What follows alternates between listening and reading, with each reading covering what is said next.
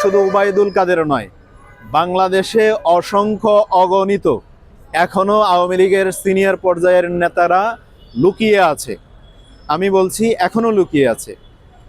শুধু আমরা জানতে চাই স্বরাষ্ট্র উপদেষ্টা এবং আইন মন্ত্রণালয়ের কাছে আপনারা কি করছেন, এবং গোয়েন্দা সংস্থাদের কাছে আমরা জানতে চাই, যখন আমরা আন্দোলন করেছি, আন্দোলন করবার আগেই আমরা সিদ্ধান্ত নেওয়ার সাথে সাথে আপনারা সেটা জেনে গেছেন।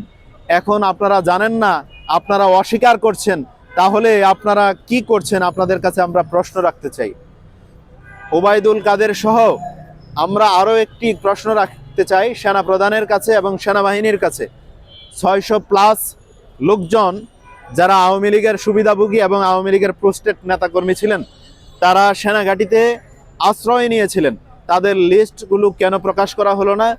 তাদেরকে কেন সেই সেনাঘাঁটি থেকে ছেড়ে দেওয়া হলো? আমরা সেই জবাবগুলো চাই, দেশের জনগণ চাই। আমরা যেহেতু রাজনীতি করি, পলিটিক্যাল পার্সন, আমাদের কাছে জনগণ আসে, জনগণ, দেশের মানুষ আমাদের কাছে জানতে চায় যে আমরা এই ব্যাপারে কি জানি।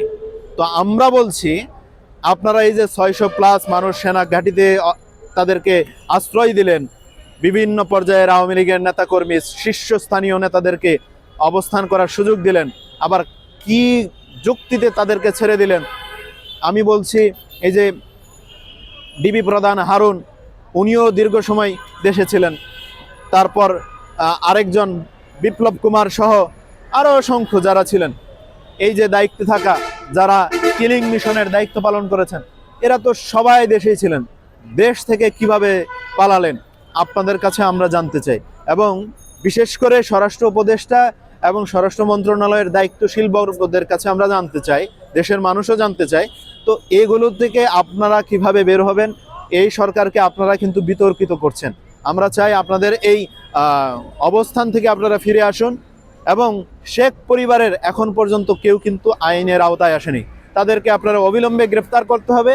আমরা জোর দাবি জানাই, কারণ এই সরকার আমাদের রক্তের উপর দিয়ে প্রতিষ্ঠিত হয়েছে, সাধারণ মানুষের রক্তের উপর দিয়ে প্রতিষ্ঠিত হয়েছে, জনগণের রক্তের উপর প্রতিষ্ঠিত হয়েছে। যেহেতু এই সরকারকে আমরা প্রতিষ্ঠিত করেছি, আমরা চাই না এই সরকার বিতর্কিত হোক। আমরা চাই এই সরকারের কাছে পিলখানা হত্যাকাণ্ডের বিচার হোক, আমরা চাই হেফাজতের হত্যাকাণ্ডের বিচার হোক, আমরা চাই 24-এর গণঅভ্যুত্থানে যারা নারকীয় তাণ্ডব চালিয়ে আমাদের ভাইদেরকে শহীদ করেছে 2000+ এবং প্রায় 30,000-এর মতো আমাদের ভাইরা বিভিন্ন অঙ্গহানিতে ভুগছেন, তাদের এই প্রাণের দাবি এই ফ্যাসিস্ট হাসিনা সরকারের সুবিধাভোগী এবং তার দলের নেতাকর্মী সহ যারা এটার মধ্যে জড়িত ছিলেন এবং প্রশাসনের যারা জড়িত ছিলেন, তাদেরকে যথাযথ আইনি প্রক্রিয়ায় বিচার করা হোক। ইভেন শেখ হাসিনাকে ভারত থেকে ফিরিয়ে এনে এদেশের মাটিতেই তার বিচার করা হোক। আমরা চাই শেখ হাসিনার বিচার এদেশের মাটিতে হবে, সুষ্ঠু বিচার পাবে দেশের জনগণ। জনগণের আশা প্রত্যাশা ডক্টর মোহাম্মদ ইউনূসের এই সরকার পূরণ করবে, আমরা সেটি আশা রাখতে চাই। কিন্তু আমরা যদি নিরাশ হই, তাহলে হয়তো আপনাদের পরিণত ওই শেখ হাসিনার মতোই হবে, হয়তো শেখ হাসিনার মতো আপনাদেরকেও পালিয়ে যেতে হবে।